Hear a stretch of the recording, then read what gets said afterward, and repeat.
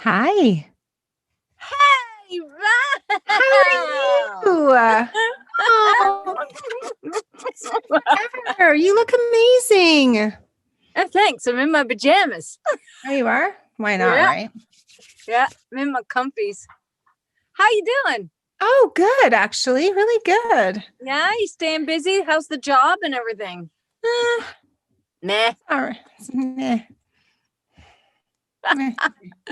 It's How's things with you? Good. I'm kind of on sabbatical right now. I'm just I finished a book and I'm waiting for the rights holder. It's the same series, Val. I know. Are you done yet? No, I'm on book 8 now. Of how many? 8. Oh, so far. There might be more. I don't know. There might be more if she ever stops writing. But hey, it's bringing in money. They're selling well.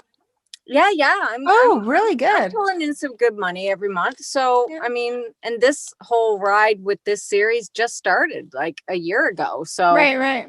I mean, all right, I'll take it. So, and each book is like what, like 10 hours or something? Yeah, well, a couple are 14, 15 hours, a couple are 9. And, I think the next one, I'm thinking it's the last because it seems like it's only like 8 hours. It's the shortest thing she's ever done. So getting some closure, maybe?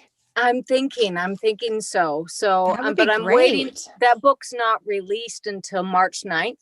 So they can't even give me the manuscript or anything yet. And they can't even set up a deal for it until the actual book, not a Kindle, is on Amazon. So, interesting. On ACX, they can't make an actual profile or whatever profile for it until the book, the actual hardcover or trade paperback is on Amazon. So they have to wait for that. So I'm on holiday. Well, yeah, it's nice. Hi, nice. Dini. Hi, hey, Norman. Dini. Hi, Terry. How's everybody? Hi, nice to see you. And it's springtime. Oh, I know. How's your spring? How are your little chickies doing? Not quite spring here yet, but we were. It's in the air. Okay. It's in the air. Like plus 10 today. Oh, wow, that's great. Yeah. We had plus 10 today. Nice. Oh, we're snow squalls and wind warnings and blizzards, and we're in like a lion today. So, but that's fine. Out like a lamb. So yeah. Hopefully, I've got so much snow. It's I'm in Quebec, we have so much snow here too. Good. Wow, yeah, it's like tons. Okay. But at least it's getting nice, hey, Terry? Yeah, finally. Finally, yeah. Terry lives in Calgary as well. Okay. What about you, Norman? How's the weather down in Phoenix? Only 75. Oh, 75. Ooh, that's pretty nice. Pretty nice. It's supposed to be 80 by the weekend, so. Norman's the only non-Canadian here so far. Oh, there's another American. Hello. David might be showing up. I'm sure David's going to show up. Yeah, David's coming. Yeah, him and I were talking. Born and raised in Edmonton, so. Well, there you go. I don't like you too. Calgarians. That's right. Yeah, you're like us Calgarians. How are you, Kerry? Good. How are you guys? Good. Your name says Rachel on it. I have to change that. Oh, okay. Somebody else was using my computer. Oh, okay. Just in case you get called Rachel, that'll be why. Yeah, no, Hi, Jenny. Hi, Dave. You guys are both muted, so you have to unmute yourselves. It's all summary today. It is summary. Hi, everyone. Hi, How are you? Good to see you guys again. Doing great. You too. Good. Just saying, does this work? It's working now. Good. Sounding good. I moved into my my little closet. Good. Booth? Is it your booth, David, where you do your magic? Yes, it's Especially Not- his magic on his new book. Not too, Yeah, not, yeah. not too much magic on that book. Boy, I was just listening to the chapter I recorded, and it's like, yeah, I'm using a pseudonym on this. Well, tell everybody about your book, Dave, because it's Oh, kind well, of cool. Yeah, is it? I think so. Why not? I Right? think so. So I wanted to try some fiction because that's not my strong suit, and I want to improve. So there was this really cute book. It seemed a young adult book, and it seemed to be about this wonderful store where 3 cats lived, and it had nothing but very rare, unusual books and curiosities. So, yeah, I like that. Little magic involved. Why not? The cats would find your book for you. So I auditioned, and I immediately got the book, 7-hour book, and it turns out that's not what the book is at all. I mean, the audition had nothing to do. It was the way the book started, but the book is actually 60 or 70 titles by this one author in Indiana who writes for gay teenagers. Okay. So And they're all sort of coming to terms with your sexuality. So there's a gay character and there's a bisexual character. There's a little bit of sex, but a lot of crude talk by 15-year-olds. And I mean, I'm right sorry up your now alley, hey, why Dave. they chose my young voice adult, to be right the up your 15-year-old. alley. Yeah. You know, young gay adults. So fits the bill. it's funny. I tell you what I did do though, Valerie, is I've chosen a pseudonym. There was a wonderful gay couple that lived near us when we were up in DC, and they were exactly what you'd want a gay romance to end like. So I'm going to take the first name of one of them and the last other of them, and I asked their permission. They said fine. Oh, you asked their permission? Good Yeah. on you. Well, now you think got it's yourself a great. name. Yes, well, I got it. Yeah, new name. Yes. It's a totally great thing that Dave's doing because he's totally jumping outside of his norm, or I mean, Absolutely. jumping right in there, and it's like Far anybody away. else would be. It's a scary thing to do, right? It's scary, and he's It's taking even it on like a scarier. beast. It's scarier to listen back to it.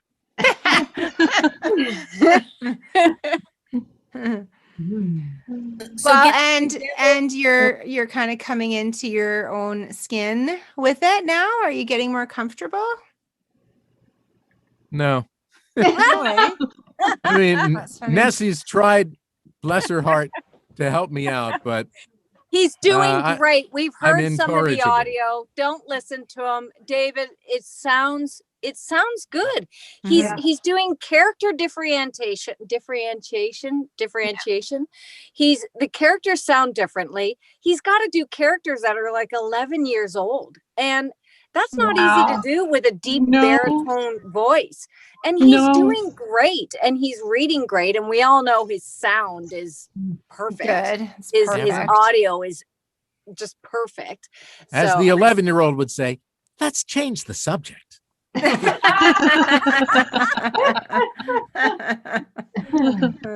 Anybody else have any wins they want to share? Well, I got a new book. Oh, great. Yeah, I thought that was kind of fun because I still haven't finished the other one. So last time I was on with you guys, I was celebrating my new book, and now I'm celebrating another new book. So that's fun. that's Good. great. She's got a pipeline. Yeah. Got a pipeline. Yeah. So what's your new I book? suppose my win could be that I finally, although still not completely, figured out the promo codes. I mean, my books were sitting there for years and years, and I was never using the promo codes. So with the help of my little group, which is Nessie and David and a couple of other people, we kind of almost figured it out. But it's very, very complicated if you're in Canada or in another country, not in the US or the UK. But that has made a big difference to me. And I've also got another book 5 in my cozy mystery series. So I am now the voice of that book. So that's great. I'm loving that. Fantastic. That's so good. Good on you for series. That's fun. Nessie may not agree after 8, but yeah. Well, these are short books. Fortunately, they're short. They're 3.5 to 4 hours. Oh, those are perfect. Hey. And I think Scottish is one of the few accents Dini doesn't do. No, I don't do Scottish, no, or Irish, but yes, I was sharing a reading with my group with a lot of sort of Czechoslovakian and German and that sort of thing. And yeah. No, that's my thing is not accents, pronunciation. Right. You should hear how she can just reel off these foreign city names. It's incredible. Yeah, it's amazing. Well, give us a line, Dini. Share. No, I would have to look at a line. I can't do it off the bat. No, not off the top of your head. Yeah. Anybody else have any wins? Kerry, anything you want to share? Nothing? No, I did a couple auditions, and somebody wrote back and said, thank you for auditioning. I really loved your voice. But that was that's something. And I'm waiting. Yeah. Okay. Yeah, and where's the second half of that? Yeah. Right. That or yay.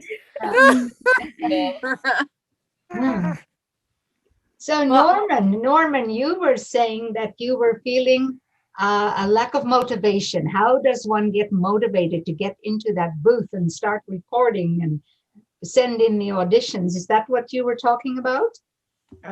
It is. Just because built a studio, to get this book started, and well, long story short, dealing with some trauma of my past that just popped up again, but trying to push past that to get back into the studio and start recording again. But I got things I'm working through emotionally, but again, it leads to that motivation getting back in the studio just to do it. Yeah, I mean, I think we all go through bouts of, trying to get in there and get the timing right and getting your vocals warmed up to get in there. But I know a long time ago, somebody told me if you can just go in and do, half a chapter, just go in and do maybe 2 or 3 auditions. You want to know what helps me? And then you'll be kind of in the groove. I listen to YouTubes. If I'm lacking motivation, I go on to the Facebook pages. I go on to this group. I go on to YouTube. Anything that has to do with narration or recording. And if I read something or listen to something, it kind of starts getting things rolling a little bit, and it makes that desire come back a little bit. It helps you get that urge, to get back in there. So that helps sometimes too, just reading and listening about anything narration or recording. For me, it's actually been part of that little group we have, 5 people. We really motivate each other. There is no doubt about that. We listen to each other's samples. We give feedback. It is absolutely, and we learn so much. We start feeling more confident. So I would advise any of you, if you're ever, lack of motivation, try to find more people from this group. People will be happy to form a little group and work on it. Yeah, it keeps you accountable in a way. Yeah. We get together sometimes every 2 weeks, sometimes depends, once a month, depends on everybody. And it keeps me motivated, that's for sure. It keeps me on track. It keeps me, I got a meeting. Connected. Yeah, connected. Yeah, good for word, sure. Val. Yeah, yeah. Like for me, when I plan the group topics and get feedback from everybody, it just kind of keeps me connected, keeps me researching and, trying to help people out.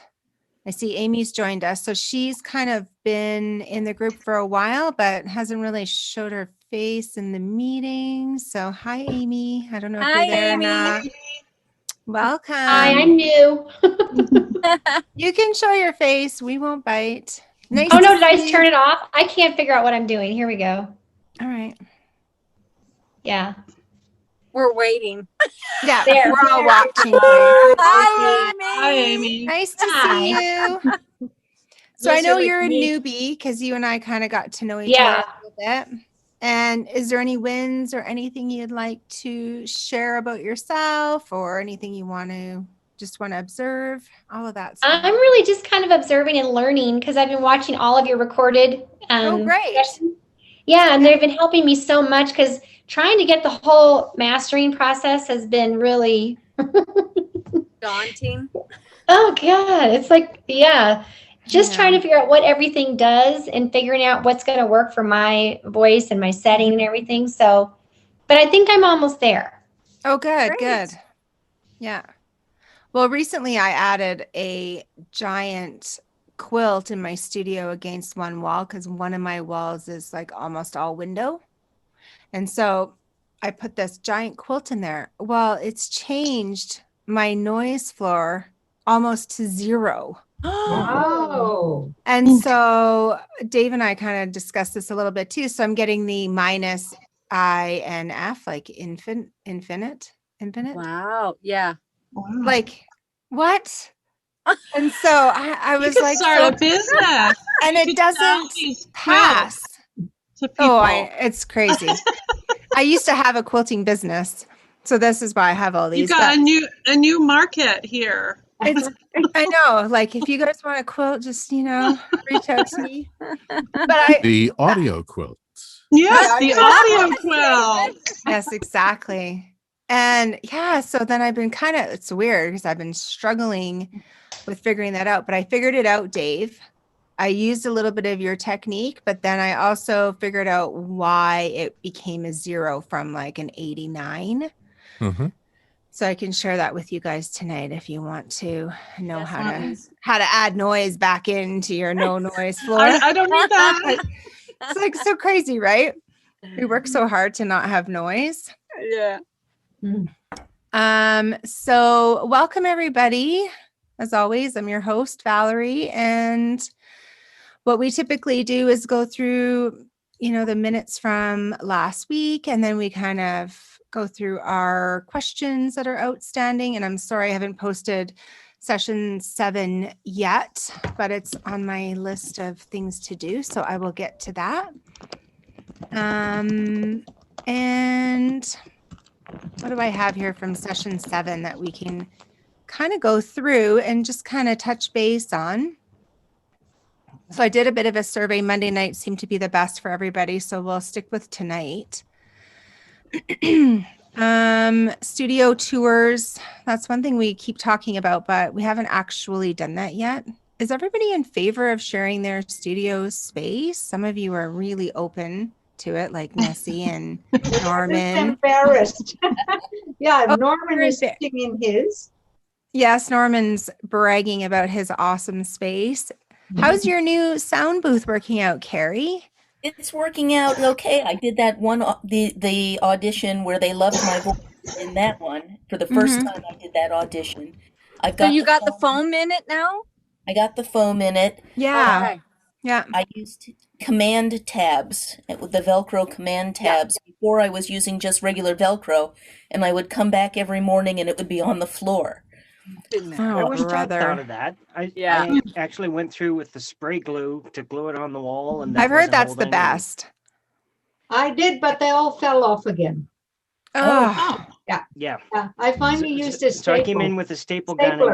and did it that way. Yeah. oh, Yeah. great. That's a good idea. Staple Yeah, gun. this I is never the- even My thought of next that. thing. Just the ordinary one like that, It Right. works fine. And I've got cardboard behind it, so it doesn't hurt the walls. Right. Great idea. Yeah, but the command strips are great for the first so that you don't hurt the walls. So Nessie, it wasn't it in our small group that, who was it? Deanna was talking about, or Laura was talking about Discord. Yep. Yes. Are you all familiar with Discord? No. Yeah. So it's a great gaming communication app. All right. So if you want to see people audition using their studios, Discord was set up by gamers so that gamers could see other gamers play games because that's what they like to see. Strange. But apparently narrators have taken over a little corner of it, and there are several narrator groups within Discord.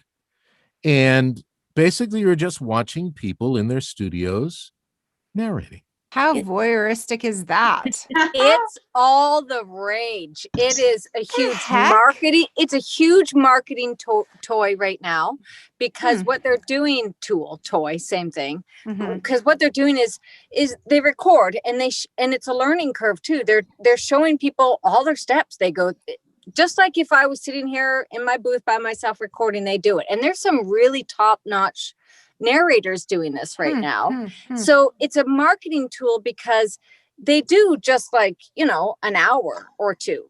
And even readers or listeners go in to watch this because it is a voyeurism type of thing, maybe.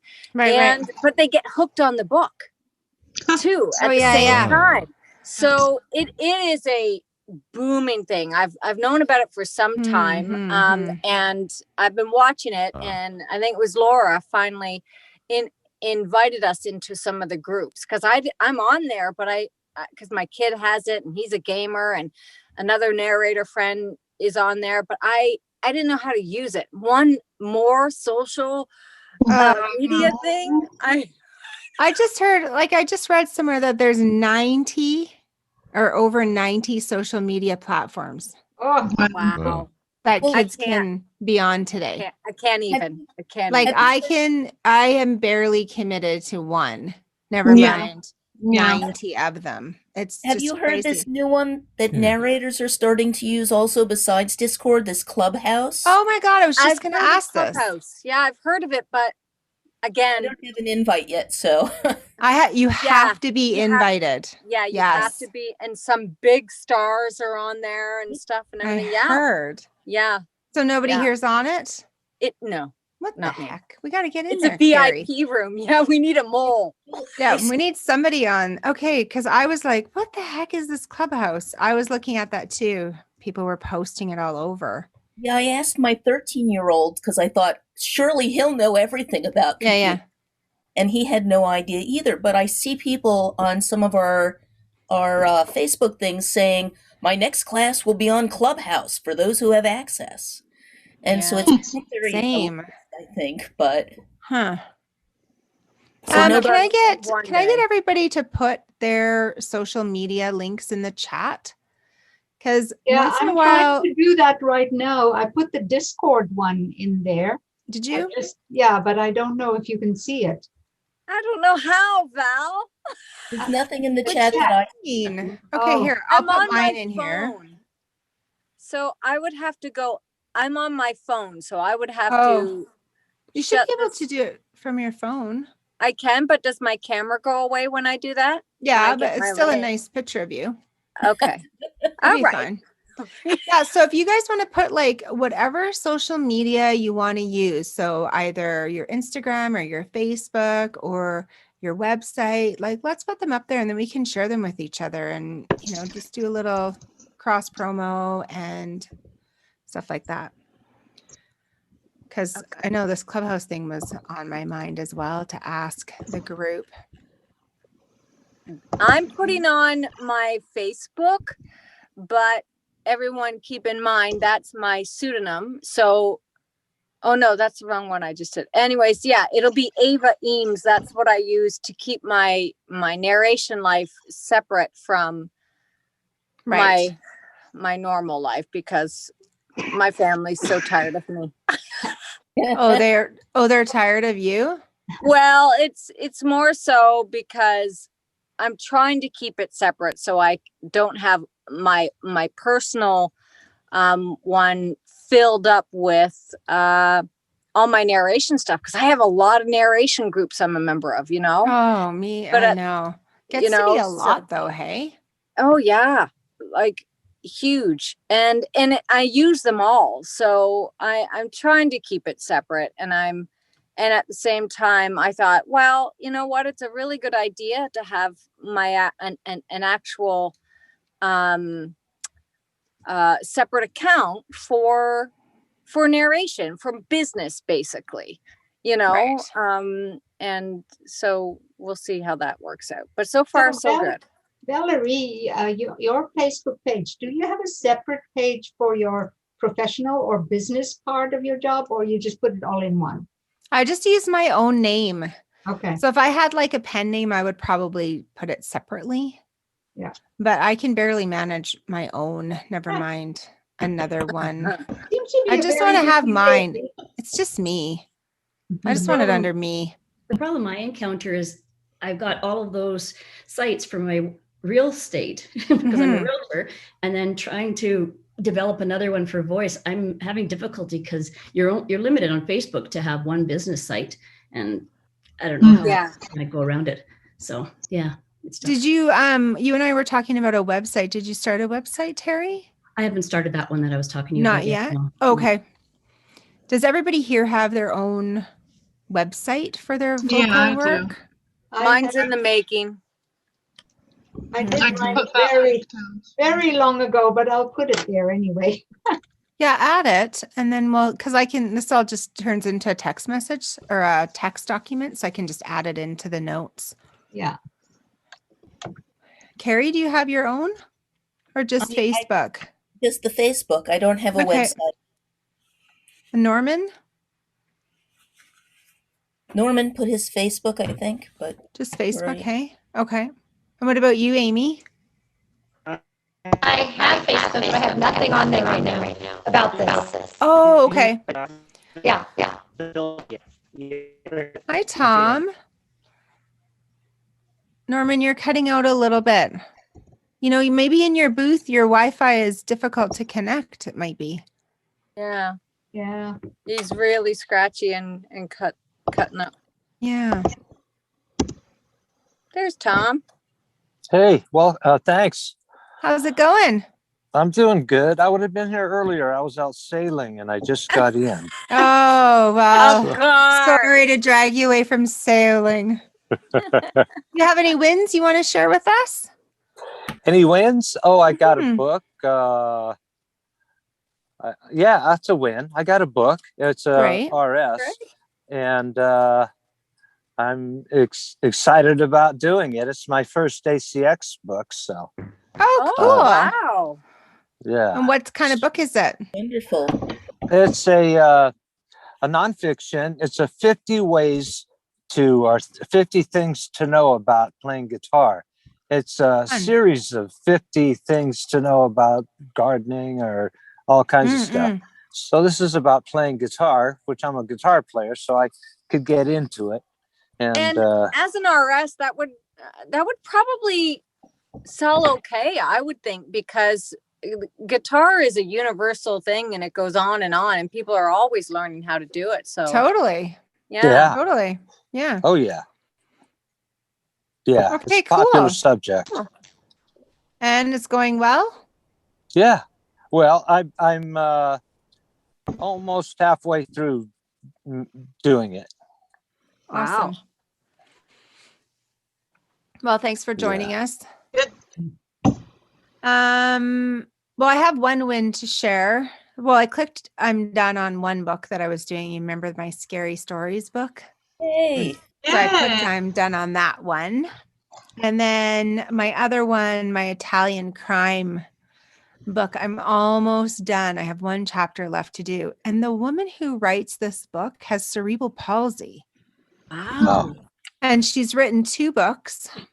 And she's going to write another book after this one. So she's written one about cerebral palsy. And then she's written this one. And now she's writing, I don't know if it's going to be like a part 2 of this one or something totally separate. Oh, bravo. I'm going to interview her on my podcast because I heard an interview with her, and I don't know if anybody here knows anyone with cerebral palsy, but they can't really speak very well. They try, but their voice is so powerfully ominous almost because they can't quite get the words out. And she has been interviewed before. So maybe I'll ask you guys, if I bring her on, what I thought I would do is do the interview and then send it to her for her to transcribe, because she's super smart and can write like the Dickens. So I thought maybe I would send her the interview to transcribe, and then I would have my daughter or somebody else do her narration part as an undertone to the interview, because she's very difficult to understand. You mean as if she was speaking a foreign language? Oh, So it's you mean that sort of thing? Yeah, she starts and it's then you bring it under and you. exactly. And so she would be in the background doing her own words, and then I would have somebody basically interpreting it. But I would want her to do the transcribing, so then the words obviously will be right from her. I think that would work. Yeah. In undertone. Yeah. Sounds like a plan. Yeah, why not? Yeah, you know, as long and as I- that's okay by her in terms of that's the way Yeah, she I'm going to wants run to it by her. sound. We've talked Yeah. about the interview, and so she sent me one to listen to, and she asked me how her voice was, and I said, like, wow, it's very powerful. Like, it is so incredible to hear her try to get her thoughts out verbally. Like, it's emotionally powerful. And so I thought, how would I get her story across and have people understand what she's trying to say? So thank you. So I think that's what I'll do. Yeah, And maybe that I'll reach out sounds- to some of you to do the commentary on her behalf. I'll see how it works out. Maybe she has somebody too. But I got that book. And then I had a friend of a friend is a local writer here in Calgary, and she wants to record her own book.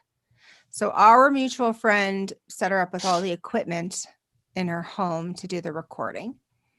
And I'm going to edit and master her files for her and produce them so she can upload them to all the sites that she's going to go through. So I have like my first That's a gig. official Yeah. editing gig. Yeah. So it's kind of cool. Yeah. That's Yeah. And good. it's a 9-hour book. Ooh. Uh-huh. So it's not a small feat. So I took some of her original files and brought them into my little tiny world of what I know how to do, and said, like, I'm not a master at this. If I can get your files to pass and sound great, I gave her my copies of my own so she could hear my quality. And I could get everything to pass like super easy. And then I just gave her some tips about, like, you know, starting with your mouth open and all these things that we've learned over the sessions. So yeah, so it's kind of cool. And That's you know what her great. book is about? Her grandpa, when he was 30, went on a trip through Poland and Germany and wrote a diary while he was there. So when she was 30, she went on the same trip on the same days that her grandfather went Wow. on the trip at the same age. Cool. Isn't that Very amazing? cool. And so she really, really, really wanted to narrate it herself. Oh. So we met with our mutual friend and talked about how important this was for her to do it. And so I encouraged her to do it, because I think, you know, writing first person and telling the story about your real person and your real family and Yeah. having this connection all these years later. Anyway, so we have a bond, and she's going to do this, and I'm going to help her with it and get her book out there. And it's been out for like 10 years, I think, something like that. Almost 10 years. And she's had like really, really good reviews on it. Have you So- heard her? Have you heard her? I have. Yeah, I have. And she's what we all aspire to be, very conversational in her discussion. Okay. And she wants to kind of represent her grandpa. Mhm. Even though he was 30 at the time, I said, like, just have something different in your voice. So I haven't heard what she's planned yet, but I gave her a few tips about, you know, one just slight change in character. He's kind of Slavic almost. So I was thinking of you, Dini, and I offered for her to, if she felt comfortable to reach out. So she's still pondering it, but I think she's kind of found a solution that can give it just a little variation when she reads her father or her grandpa's diary and then her own story about the diary. It's kind of a neat concept, hey? Yeah. Mhm. And what about her Hi, what Canadian. about her audio quality? It's Is really it something you can work good. with? Yeah. Yeah, Oh, no, it's that's really good. So the guy that is our mutual friend, his audio quality, he set her up, and his is Okay. really good. He's a podcaster as well. Okay. So yeah, she has all great equipment and everything. I Sweet. said you could pad your room a little more just to kind of Right. get that noise floor better, but no, it's could really sell good. her a quilt, Valerie. I know, right? Now I'll be thinking, I'll An be waking audio up in the quilt. morning. I know. Audio quilts. Thank you, Dave. Dave will get royalties on the Yeah. name. Oh, because Tom, you missed at the beginning. I said I put up a large quilt in my studio, and it took my room noise from like 80 to infinite minus I and F, Dead. No which kidding. doesn't pass. No. So then I'm like, I have to add noise back in. Like, what the hell? I was so annoyed. But I figured out how to like work with that. But it was incredible how well it worked. So Dave coined it as voice quilts, audio All right. quilts. Business Audio opportunity. quilts. Yeah. Yes, that would bridge my two businesses together. Anyways, Yeah. that was my win. So I wanted to share that with you guys. I thought it was kind of a neat Awesome. story. I wondered that's a whether you win. were just going to start being way back here when, yeah, you can get a lot more noise if you're way I back here. know. Isn't that crazy? I'm like, how silly is that? Huh. Okay. We're just kind of going through the minutes from last meeting. So if there's any questions, Tom, that you wanted to talk about. Amy sent a few questions in that we've kind of discussed a little bit here and there. So a few things I put in our notes. So one is filter curve. Does anybody use filter curve? Yeah, I do. Okay. Do you want to tell us why you use it and how you use it? Well, there are certain noises that the human ear can't hear. So you might as well cut them off of the wavelength. And then also, there are noises that the human ear can hear, and it's in the form of a rumble. And so you take and you bleed off I'd say around 100, and you just take it all the way to the bottom. You just lower the lows, and then the highs go down about. I don't have my thing in front of me right now, but I'll share my screen. Yeah, I'll share my cool. screen and Okay. see what we can. You're going to show the factory preset that's on Audacity? I am. Yeah. So here's my sample. This one was recorded in stereo. So I'm just going to first change it to dB. This is one of my things that I learned in this group that I absolutely love, love, love. You can see all your little things just so much better, your breaths, your mouth clicks. So then what I'm going to do is go up to tracks, and I'm going to mix down to mono. For audiobooks, we only need mono. Right. Amy, can you see all this? Yep, thank you. All right. So then what you're going to do is you're going to highlight your area, and you can highlight it by selecting, or you can just click in this space here. Or you can hit Control A on a PC. Yep. And on a Command Mac. A. I'm not sure what it is. Command A. Command A. It's on a Mac. Yep. Okay. Okay. And then what you're going to do is go to your effects and go down to filter curve. Okay, see, on that one, the lows are already rolled off. What I do is I also roll off a bit of the highs. Oh, you do? Yeah. So how do you do that? Over here somewhere? Yeah, you grab the line and you grab it at the far right end Yeah, Okay. right at the end there. Okay, grab it and move it down. Take it down. Uh-huh. Okay. Take it all the way down. All the way down? Okay. Yeah. And now go about, go to the left on the line. Go to the right a little bit. More to the right. More. Okay, about there. And Okay. now lift that line there. Lift it up from there. Yeah, lift it all the way up to the flat line there. Oh, I see. Okay, yeah. Yeah. And now hang on to it there. You can scoot it over to the right a little bit more. Scoot it over. Yeah, a little bit more. That's good. That's good. Okay. Yeah.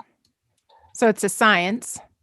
Yeah, like how do you know where to put the cursor to? Right. Oh, you mean how to roll it off? Where do you Yeah. know where to roll it off? Yeah. Yeah. Wait, like you're just kind of casual about this. Is this like a specific spot? Yeah. Well, Okay. it's an approximate spot. Okay. And And then I'm going to go you down just, to manage uh-huh. and then do my factory presets. Okay. Low roll off for speech. Is that what you do, Tom? No, What he does it keeps say? he keeps that. He keeps exactly that, and then saves. Yeah, I keep that. Oh, okay. I don't do mine this way. Right. Okay, let me try it out. All right. Did a slight Okay. thing. Did you guys see that? Slightly. Yeah. Okay, so I'm going to go. So that's my Control Z, and then I'm going to go redo. Is everybody watching? Mm-hmm. So it's pretty slight. Okay. It shouldn't be a lot. It's just minor. Right. I don't do the high roll offs. I only do the low. So that's interesting. Mm-hmm.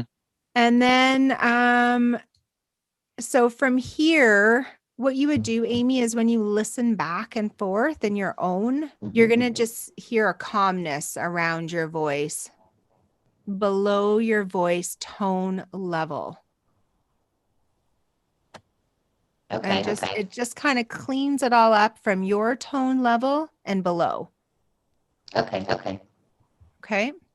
Sure, the factory reset in case in case she doesn't want to do the top. So what Let's go and I do the top. do exactly. Okay, I'll do that. So let me just undo.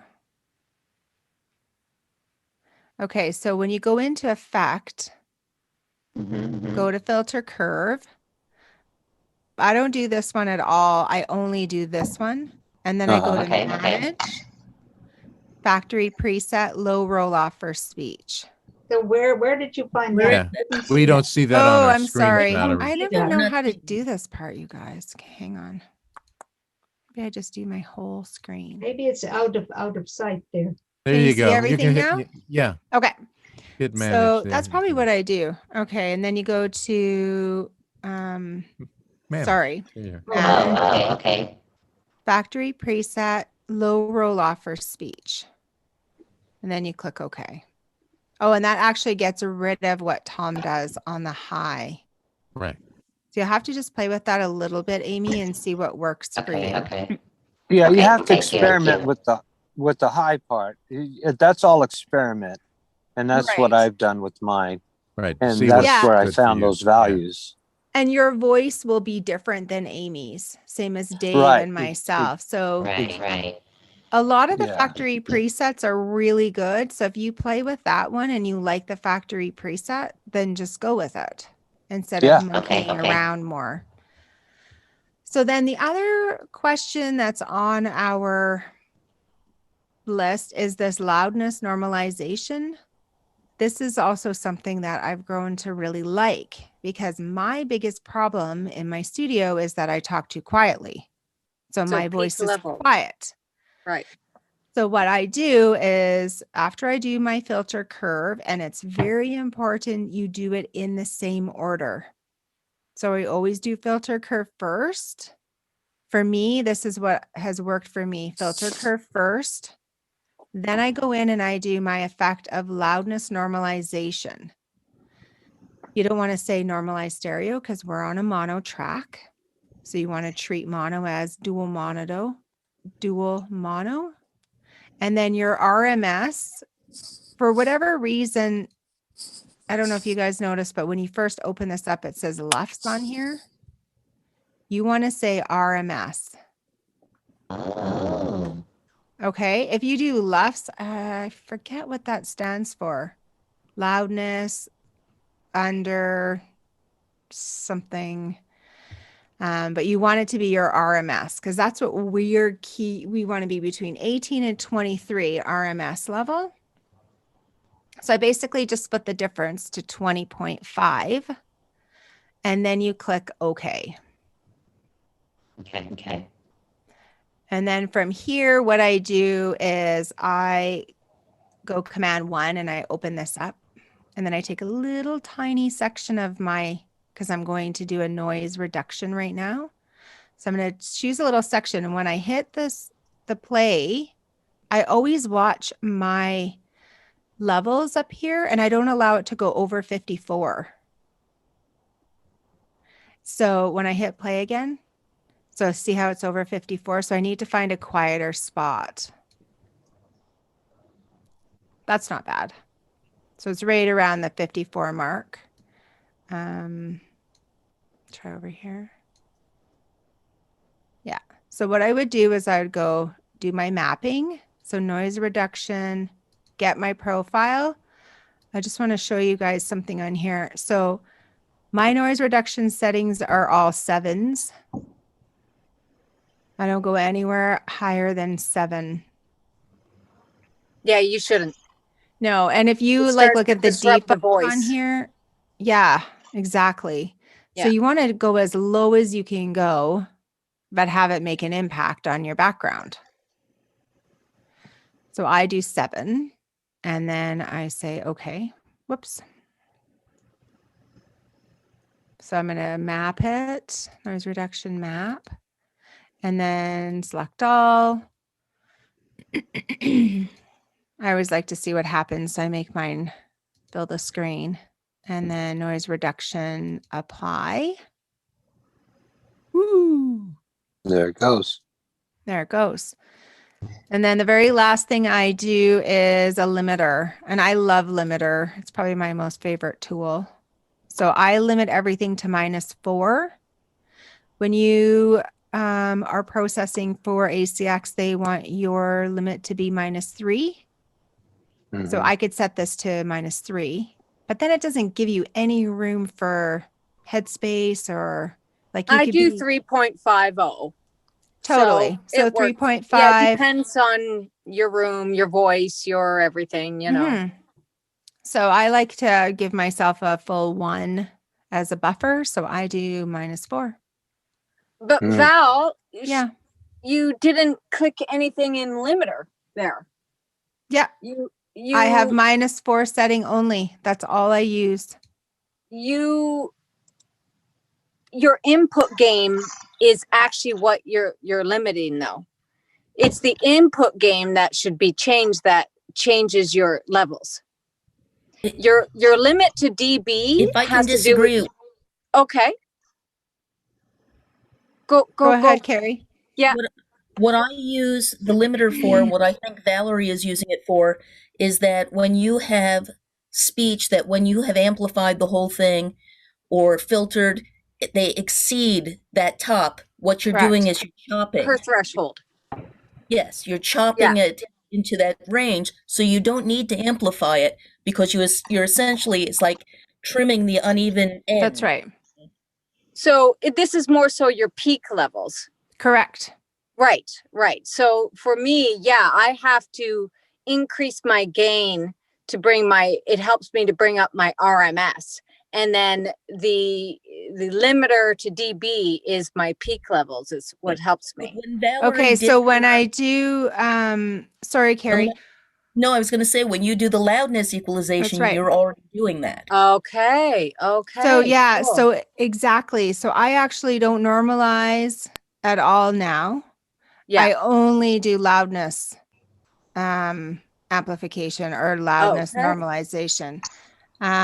Because my biggest issue. Everything passes like right from raw recording except my RMS.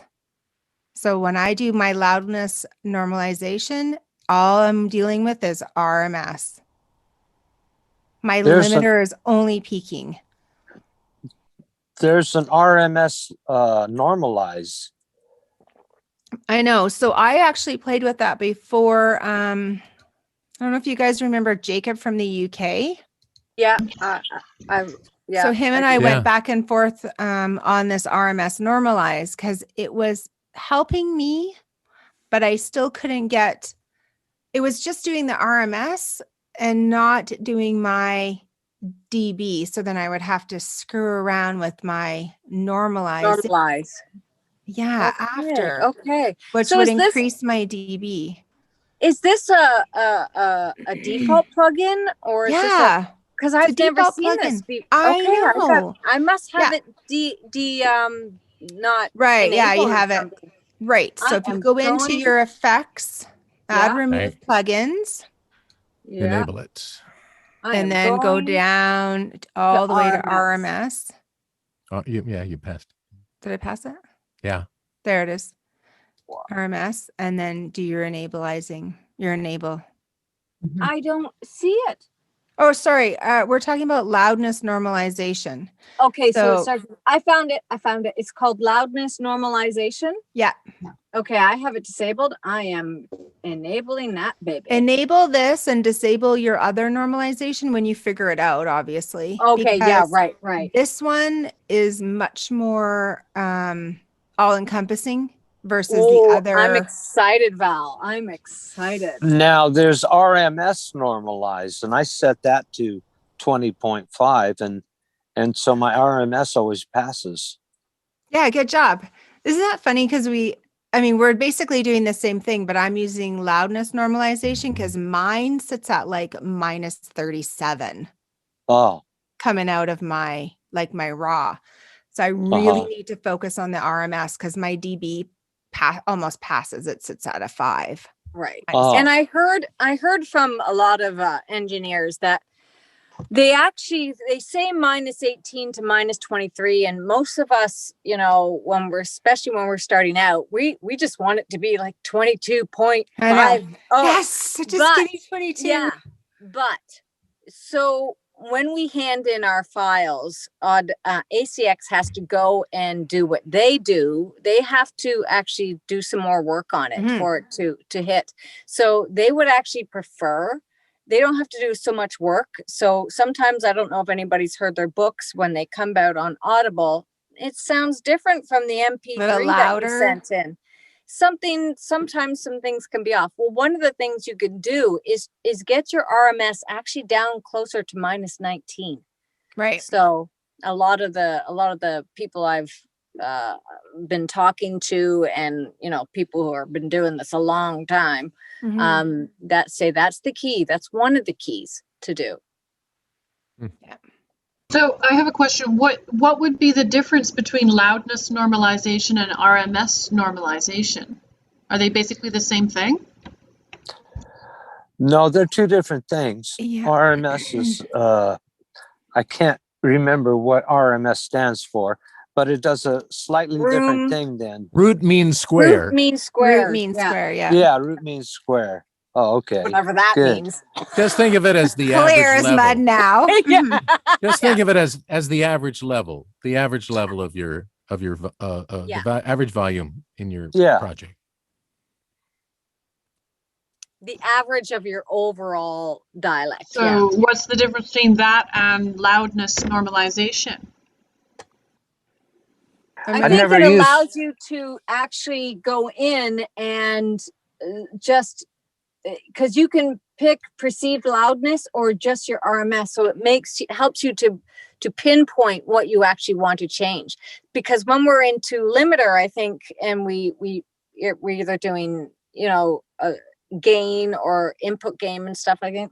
I think this just, correct me if I'm wrong, Val, but it just hones in on just the RMS. That's correct. So it's not raising the whole overall. I don't know if everybody notices that when we do input gain in limiter our whole file, our noise floor raises everything, and then we have to play the cat and mouse game and go back and noise reduction and do all that stuff to make it pretty again. So this is cool. Valerie, what are those red lines you have there? Sorry to interrupt you. I have that clipping thing on. I'll show you. Oh, okay. So these. Oh. It shows where you. So I just I just have the clipping showing. Where is that? I forget where it is in here. But once I show clipping. Yeah.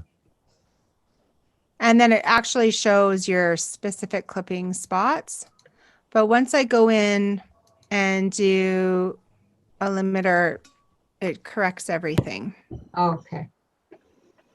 It's done. Unless, of course, you've exceeded so well that it's distorted, and so you can't do it. It'll bring it down. It just won't sound right. Yeah. That's correct. So I would play around with that loudness normalization and your RMS normalize. If you want to tweak it just slightly, I always have an RMS issue on my end because I talk quieter. So for me, it was a total awesome thing to learn.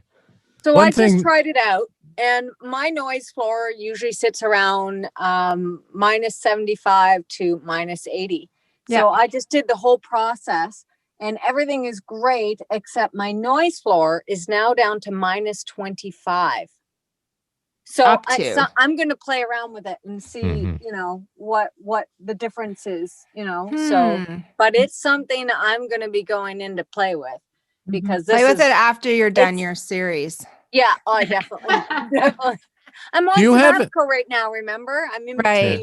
I'm waiting for that next book. So do you have any suggestions for? All right, so here I'm doing this book, and sometimes there are conversations with 5. I think there's one place in the book. There's 6 characters going on, and I'll do them at different levels because, so my levels are a little way all over the place compared to what I normally do. And other than fixing every single thing, piece by piece. Oh yeah, when you do that character, you talk too loud. It's different frequencies and voices and tones. The frequency in your voice for 11-year-old is going to be different from a 50-year-old, right? So is there anything that you do to the file? I mean, no. Is there something I can do to all right, so that one's way up there and that one's down there, and I want to get them all. You can individually go into amplify. Is that what you were saying you were doing? That's what I was doing. I just wondered if there's something easier than that. I think the only thing would be, David, is practice, which means when in actual recording, you're doing that 11-year-old voice and you just have to do it louder. It's hard.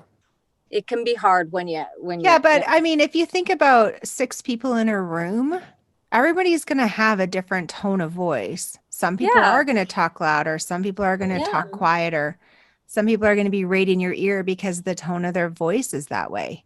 I don't know if I would be so critical on getting them all to be that average level. These are all unique characters. That's right. Okay. I wouldn't mess with that. Okay. Yeah, I would. I agree, because David, you can, if you find there's one characters that's really low and it's bringing your whole overall RMS, down to a point where you have to raise it so much where it distorts your whole file. When we get that limiter, when you limit too much and you start to sound like a robot, then I would say if that's doing that, then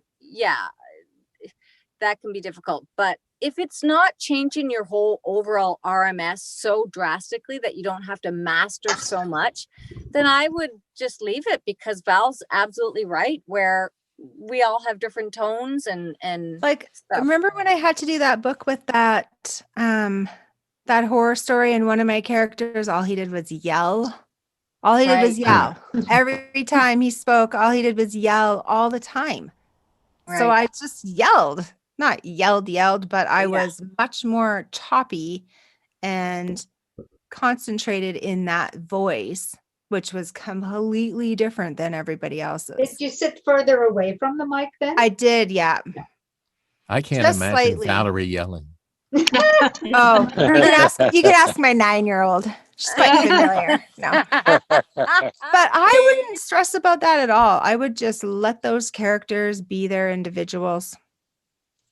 Dave, I was listening to all of the Canadians speaking, and they're all so polite and quiet, and I was thinking, they should come and live in Florida with us. Yeah. But the thing about volume and... No, they're all down here in Arizona with us. Are they? They're down there I'm too? Canadian and I'm loud. About 15% of the building I live in is, the units are owned by Canadians, and they're not here. They're not here. We miss them. Oh, because they're not can't allowed, come. or they don't want to COVID. travel, or They COVID. they don't. I guess they don't want to take the helicopter over the border and meet their car, which was trucked over, and then drive. Wow. Yeah. Which is what some people are doing. Yeah. Wow. And when they come back, they have to quarantine for 14 days with their own, and some people just can't do that. So a lot of it is COVID. Yes. oh, totally. Yeah. And I mean, the cost of coming back in is a lot. Yeah. Mhm. And the fines if you do something you're not supposed to is a lot. Yeah. No fines down here in Florida. It's Florida. You guys are so easygoing, hey? It's whatever rolls. Ugh. Mhm. And thank our governor. Okay. What do we have next on here? Noise reduction we went through. Okay, Dave has a little something he wants to share with us from a session he attended. Dave, the floor is all yours. So I'm in a group for nonfiction. It's a very small group for nonfiction narrators, and Mike. What's Mike's last name? Scott. Thank you, Mike Scott, who interestingly brands himself as the voice of history, which I find very interesting branding. He invited a Canadian narrator, in fact, had been in Calgary, but has now recently moved to Vancouver. Dawn Harvey. So do you know Dawn Harvey? Yeah. Yeah. That's a lady. Yes. Yes. So I don't know her. This is so great. So she was she does classes and everything through voicebot.ca. Yeah, that's who I was trained with as well. Yeah. So she was invited to come in and just talk demos. And we have a lot of questions about demos. So this is what she said.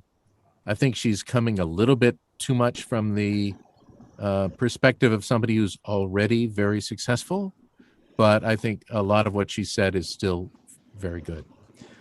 She said, first of all, traditionally, in the past, you started with 3 demos, each one 5 minutes or less, that contained 3 reads. So you had a first-person fiction demo, you had a third-person fiction demo, and you had a nonfiction demo. If you're specializing in nonfiction, you can obviously have more of those.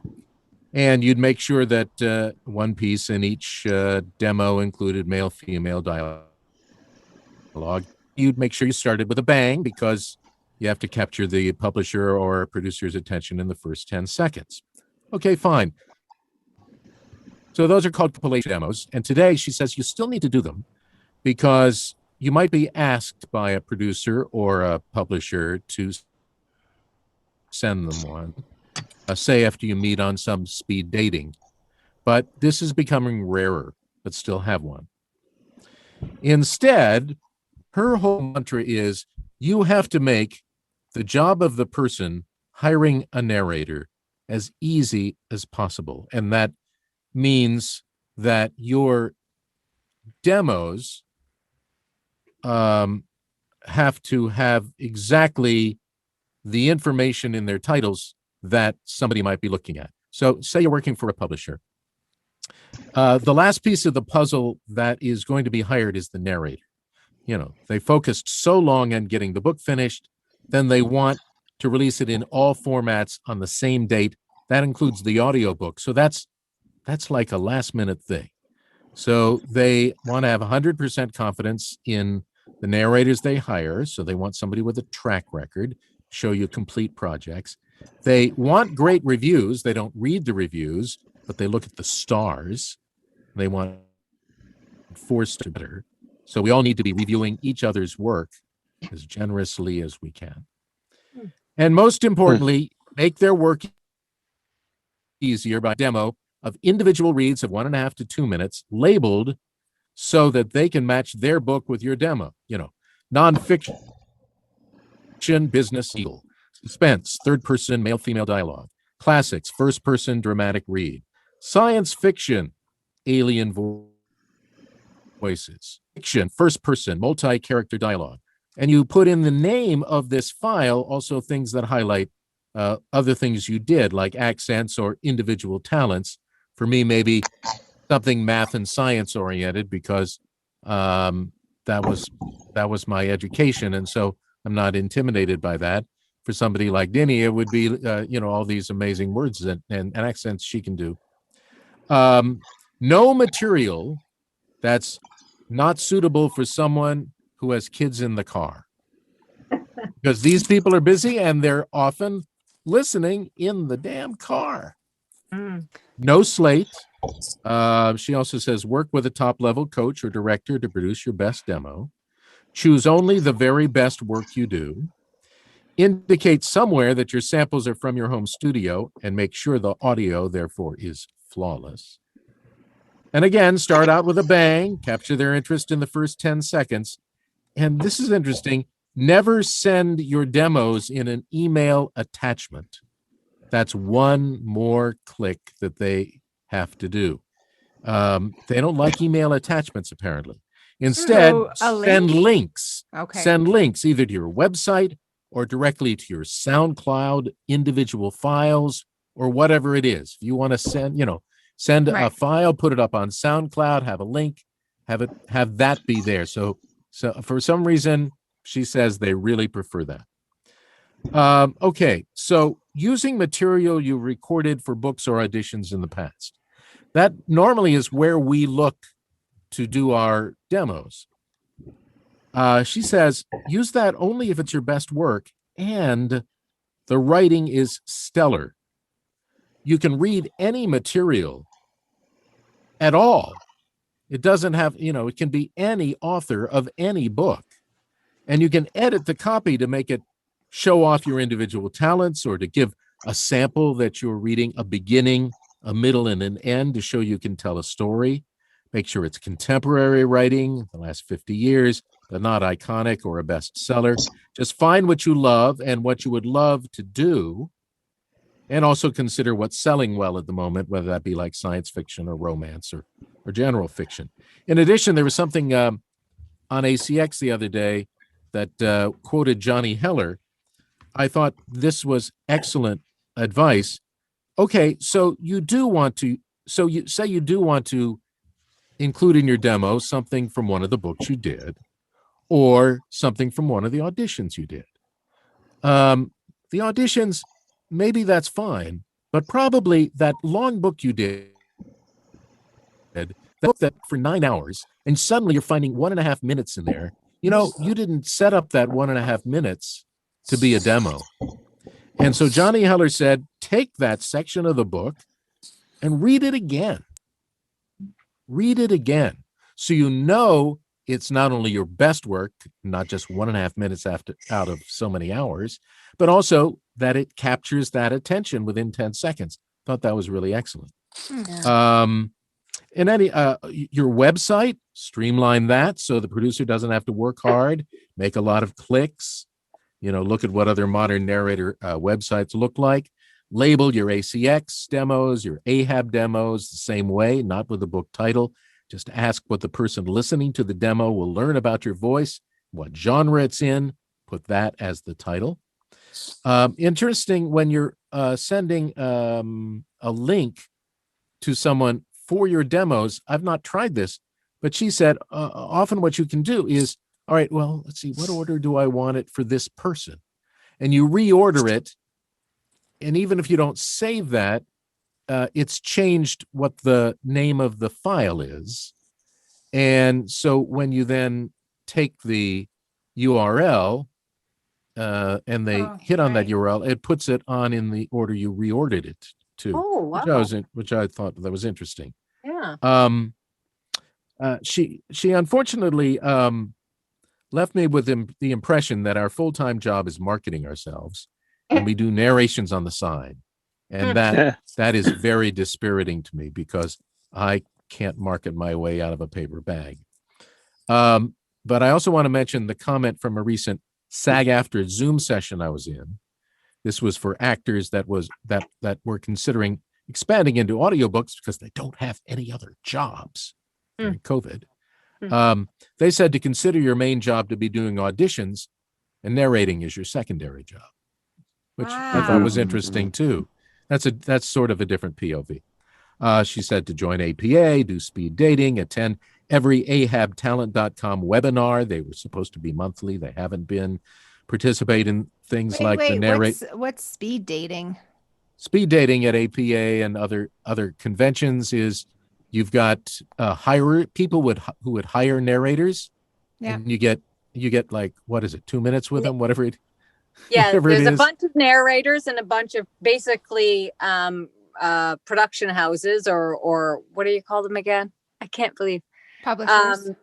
Yeah, exactly. And it's just like speed dating. You get 2 minutes with them, you sell yourself, you talk to them. Sometimes you just talk to them and you go around just like speed dating, and maybe you'll get a date. Fun?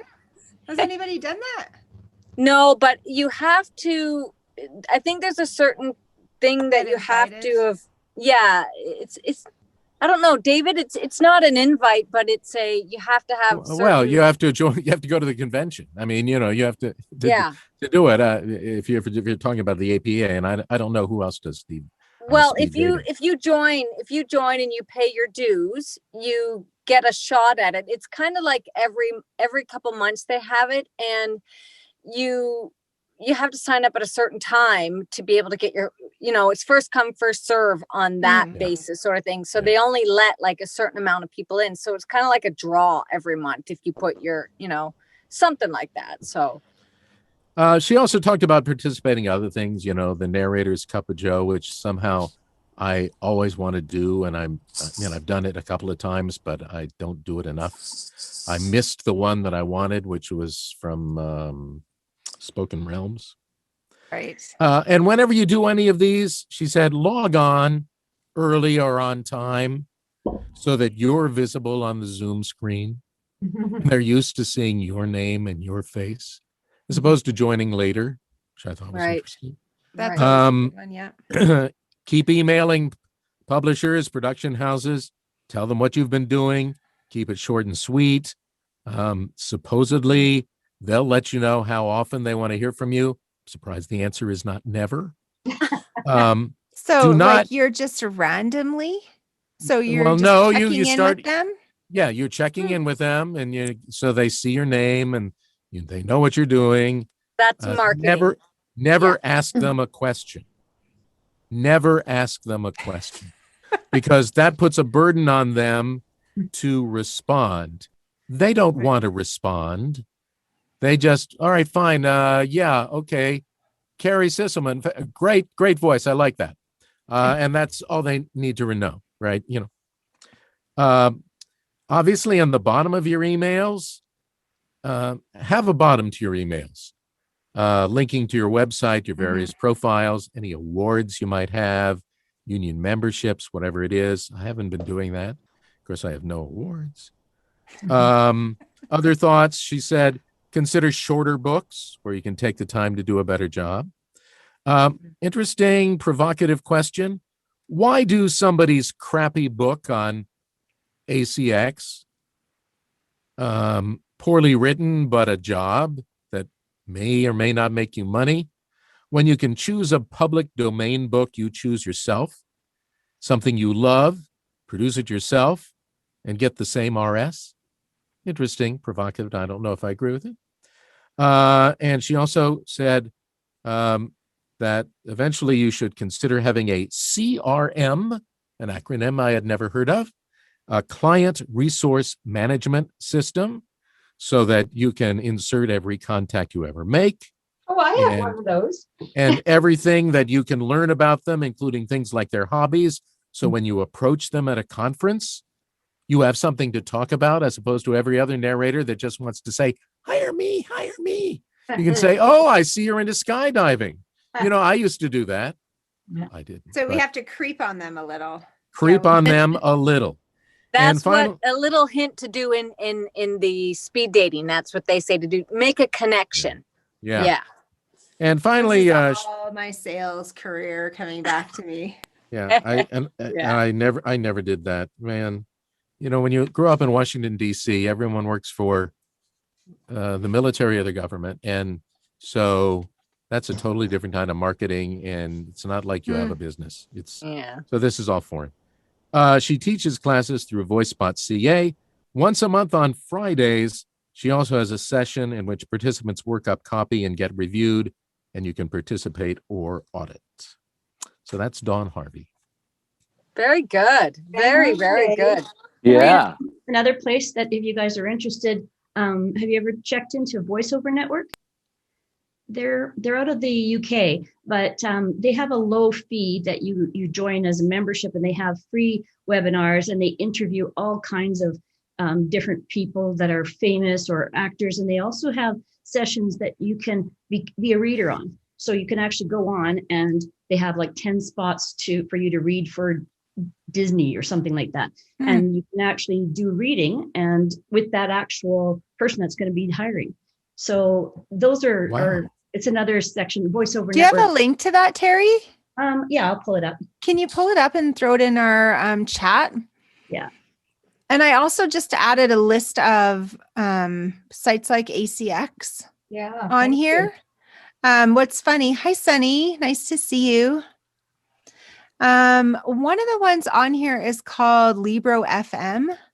And what's interesting is Sunny and I were talking about this just the other day. She mentioned this to me that she got at her local bookstore. And then somebody else mentioned it to me. So I thought, well, I'll share it with you guys, and you guys can check out these links and see if any of them kind of are interesting to you. One thing about Ahab is, and I was saying this to Dave just the other day, like I've gone on there, I have my profile and everything, but I never ever see any auditions on there. Same with Find a Way. I mean, it's just like I don't know from them. Find a Way, I think, has got some legitimacy, but I don't know about Ahab. I'm starting to think it's scammy scammers, but somebody else can weigh in. I thought it had the participation of like Random House. I mean, when I was on, might have been a Cup of Joe. It was the SAG-AFTRA thing. There was a guy from Penguin, which is part of Random House, and he said they participate in Ahab. Weird. Like I can select every single thing on there and nothing comes up. Yeah. Like there's not one audition. Yeah, they do see. I mean, I found one that was just a regular old American English nonfiction narration. Oh, I have to tell you about an invitation I got today from Voices. I'm not a paid up member, but they sent me invitations because of my languages. So they wanted this Dutch book, a 3.5-hour book, and they were paying $249 total. So I just sent them a rude email saying that is just way too little, and so on. But of course they said back, well, somebody may want to do it for that. And you can always reply and say you're willing to do it, but for more money and so on. But I was quite disgusted by that. Yeah.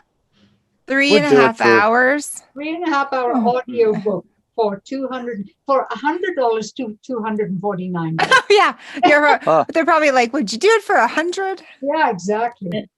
I wouldn't do it for $249 per finished hour. No, exactly. That's Well, what I you told can't them. speak Dutch. I would. Yeah, that's right. Well, minor detail.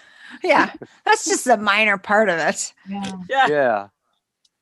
So, Dave, have you done anything on LibriVox? Oh, No, I I have did not. lots for LibriVox. I haven't. I know you have, Dini, and you like it? Oh, I probably did. 25, 30. I don't know what now. That was my learning, my 2 first years. learning That's all I curve, did. yeah.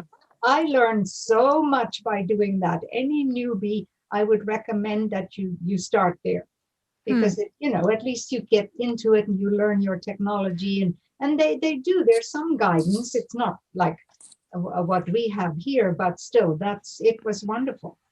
And when you did it, because when I went on there, I know I shared this with you guys.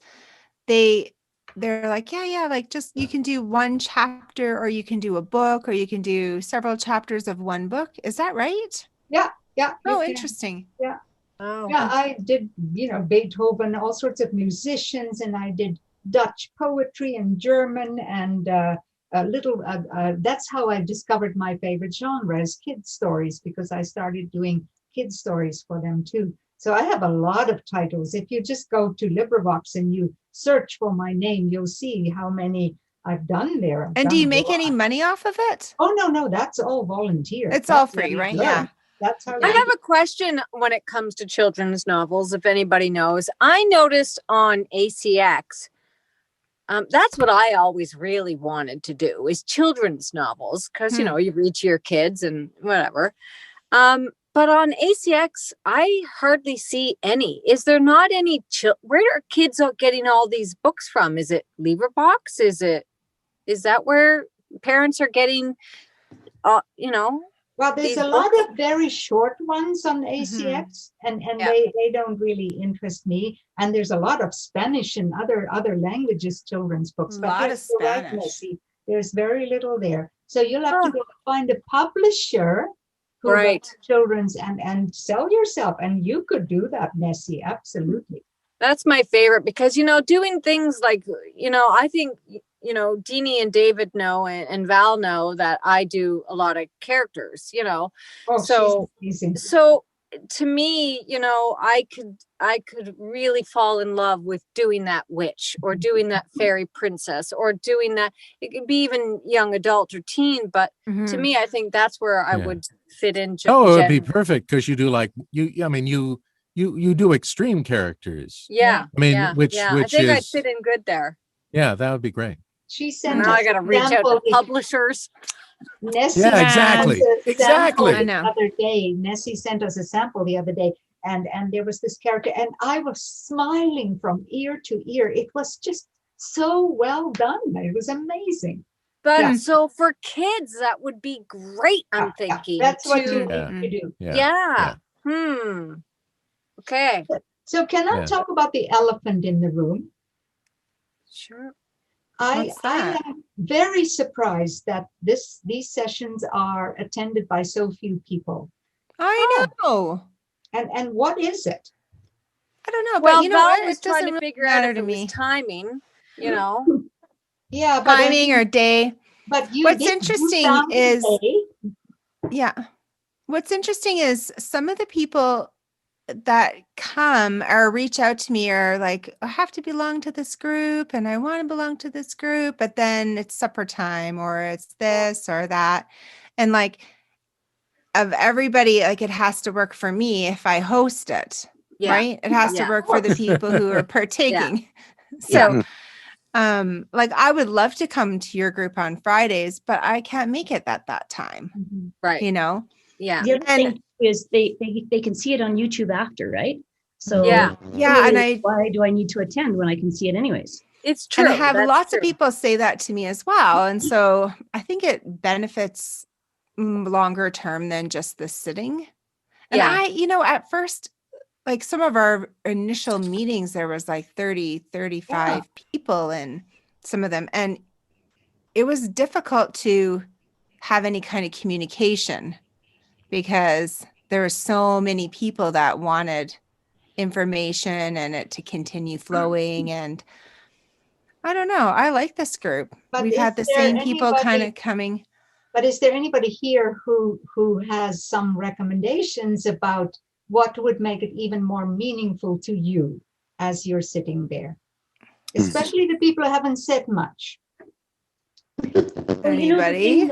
the thing that I think it was Dave that had all that information that he just gave us from Don Harvey. Mhm. That's what I like. I like it when somebody can give other information. So it's not just an Audacity group, it's a training kind of group, Okay. sharing information. Mhm, Okay. Anybody else? Norman, did you want to say something? I thought I saw your hand up there for a minute. What No, I what was would just- make this work Just better for grabbing you? some water there. Oh, No. what would make this work Let better me for you? let me think on that a couple minutes, and I'll get back to you. Okay, good. Anybody else? I'll jump in. I think having a kind of an agenda to sort of know what's going to be covered at that time might be really helpful. Like that's what I love is being able to go back to all the ones you guys have done in the past since I just kind of started doing this and being able to see what was covered. That really helped me, and I've learned so much just by listening to everything that you guys have talked about. So I think if you have kind of a clear agenda that would let people know, oh, I want to tune into this because I'm going to learn something. And I was going to also say, I've been doing paper box. That's the first thing I started doing just to get experience. And it's been so fun. Yeah. Yeah, I don't know what's happening to your voice. It's echoing a lot, but you said agenda. Oh, sorry. You want an agenda and you want a recap, very short, before the meeting, so you know what was covered last time and what we're intending to cover this time. Yeah, that's a great suggestion. Yeah, Val, I do put you out do that the on agenda. Facebook? When I know we get in the links and we get the agenda, but on Facebook when you're advertising, there's going to be a group. Do you? I haven't put it out lately. Oh, but there is 66 people I noticed that is in this group so far. I know. So what's people interesting have though is replied. Mike Scott, that you brought up, Dave. So he wanted to be in this group as well. And so the first couple of meetings, he either couldn't make it, or I'm not sure exactly. He's busy. He couldn't make it to the things. And then he started his own group. Mhm. So now he's running his own group, but he continues to get the emails from this group. Okay. So, you know what I mean? So there's a little bit of that happening as well. But I mean, he if wanted somebody- some specialization. He just this started out as ACX, Audacity, how to use Audacity, and it's like, all right, well, we've expanded to a lot of other things, but that's still what we're labeled, and I don't know. But that's okay. We can just add the training aspects, and we can add the agenda and Totally. everything. Yeah. Tom, what do you think? Sorry, I tend to put people on the spot. That's just my thing. So, Tom? Oh, I'm fine still with there. Yeah, I don't have much to say about it right now. Okay. And Jenny? Jenny? Oh, yeah, just unmuting myself. Well, I don't have anything new to add. I agree that I like that, we do some Audacity, information, and we do some other areas like marketing or things like that. I've come away from some of our meetings with all kinds of inspirations and ideas of things that I could start looking into, and I've come away with a lot of encouragement and thoughts. So and it's Valerie, been maybe good. I wouldn't change anything.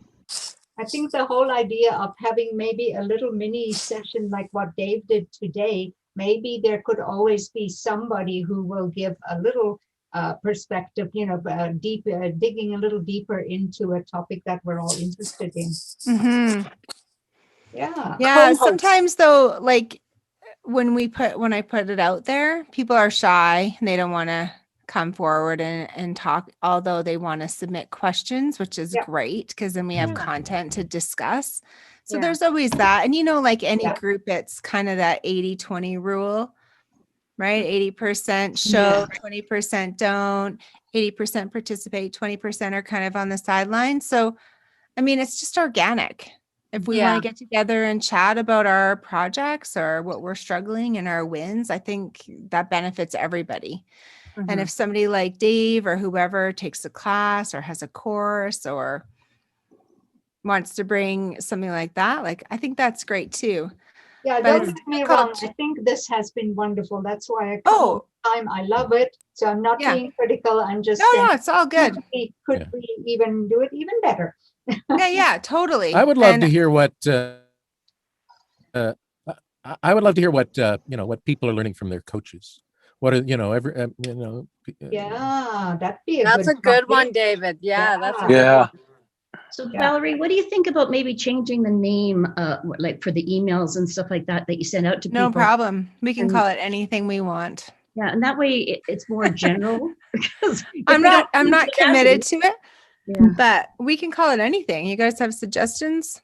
I'm good with all of it. Audio quilt.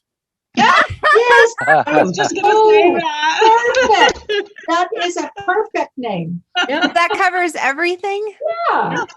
because really Okay, we're all, so all different. so on this silly note about audio quilt, Audioquilt.com is available. is it? Oh, thanks for checking. Oh, I I just got the have domain. this. It's yours. It's Snap my it. name. Oh, Norman. Oh, Norman, that's just so perfect. So what's happened in my life is that I have this audio side of everything, like you guys do. I mean, I work full time. Some of you don't. Some of you do.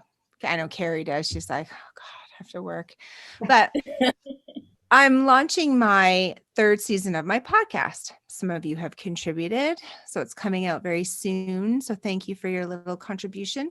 And my husband's like, well, maybe you should, hone in on one subject. Because my theme is eat, read, create. So favorite recipes or places you eat, favorite books you read or audiobooks and my narration, and then create. So create a memory. So I could have a photographer or I could have somebody who has done some amazing thing on my show. So I have all kinds of people as guests. And my husband's like, well, it's kind of random. Like nobody really knows what they're going to get and Terry knows my husband, so she can laugh at this. But I want to continue it to be random. So then I come in this group and we're like, let's change the name. I was honing in on Audacity and thinking, I got this linear thought process. I see right? what you're saying. Right? Yeah. And now it's let's just call it Audio Quilt and then anybody can come. We can talk about whatever. This is what I do to people. I take their mind and don't make it linear. Let's just be organic about everything. So here I am. So you guys are all on the same page as me. So I'm going to report back to my husband. I'm going to tell him it's okay to have all this variety. Yeah. I had to ask you guys. He's like, ask them and see what they say. Okay, well, I got an answer for him now. Yeah. That's good. And But I don't know. What part of my podcast does he not understand? It's very true. It's very true. He's Yeah, but only he's more been a technical, guest so. on it one time. Yeah. So so going back to what Dini asked earlier, I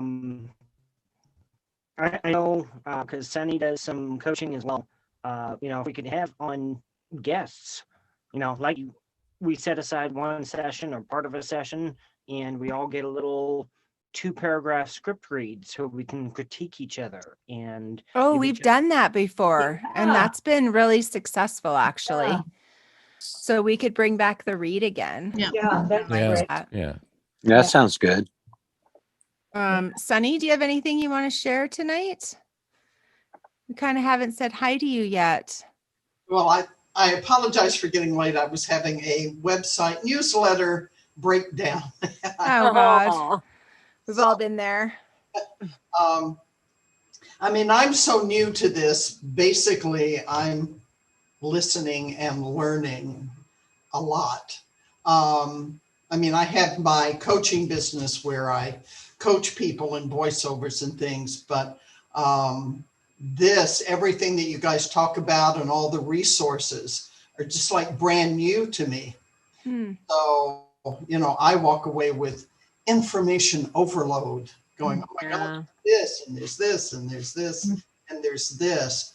I don't know that I have anything yet to contribute, you know, other than the voice coaching stuff, which, you know, you're familiar with. That's good. We all want some of that. Yeah. Well, on Excellent. Tuesday nights, I do what is random in terms of voice coaching, like people can drop in whenever they want, so it's not a program that follows a template, which I normally do when I'm working with people. You kind of drop in and it is what it is, and hopefully there are nuggets that people can take away going, oh, I could use that, you know, when I'm... How many people here have attended her session? I have. Okay, great. Good. And Yeah, where do we find that? Should be getting you should be getting an email announcing it. Sunny, maybe just put your link in. Yeah, link. Can you add it into our chat in here if you feel so inclined? Put your... This would imply I know how to do all of this fancy technology.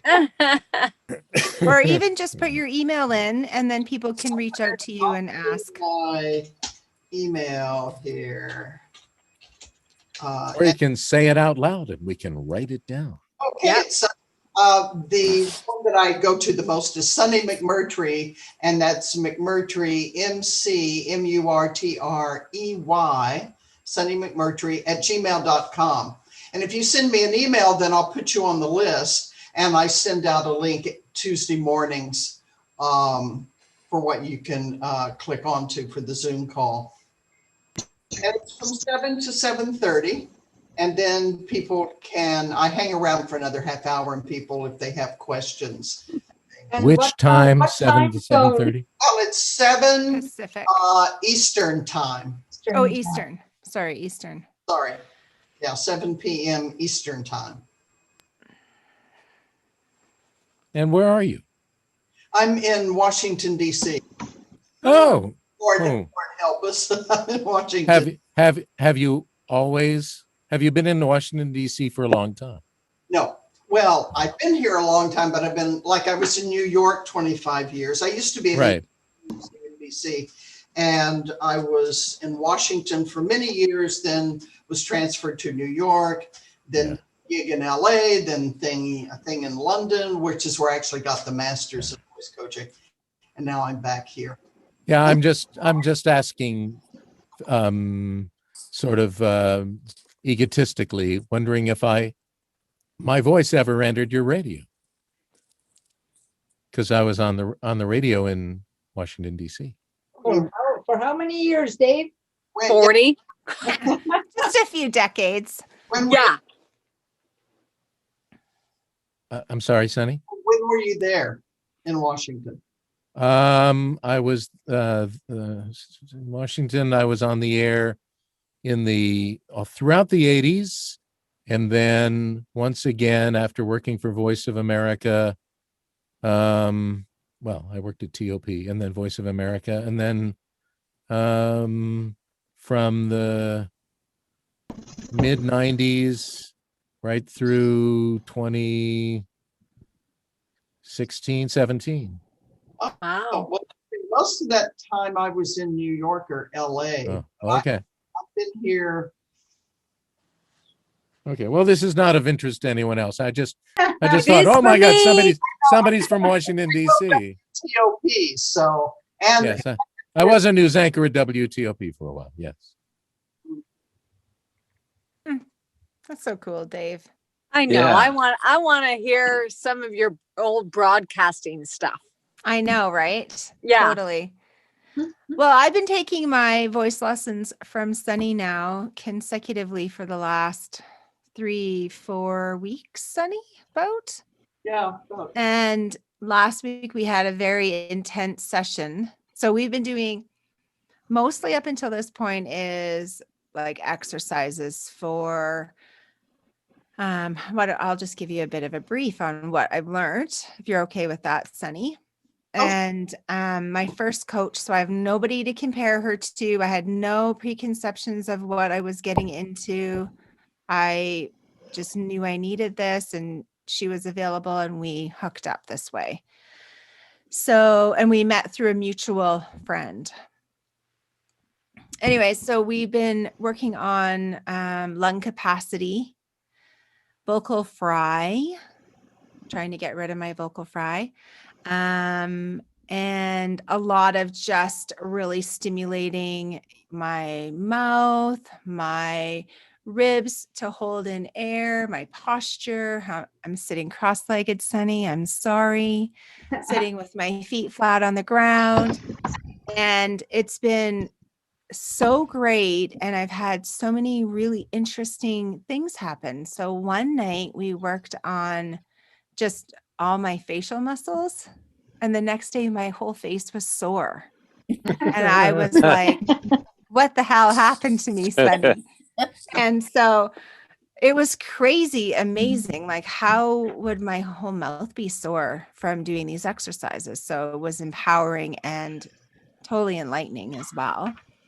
Feel the burn. Feel the burn. Feel the heel too afterwards. I would love to hear about Dave's training.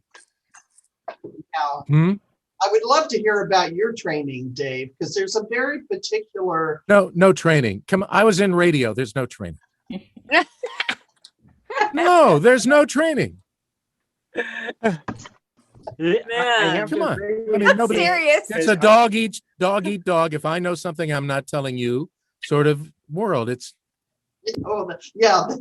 It is, because I remember when I was working as a studio tech and the radio manager was on the air, he waved me into the studio, had me put the cans on, and next thing I know, he's just talking to me. We're live on the air, and Wow.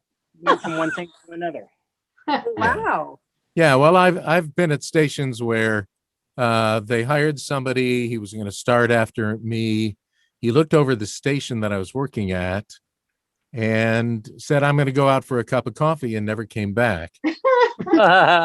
And part two of the story is that the station then expected me to do the other person's show as well as my own.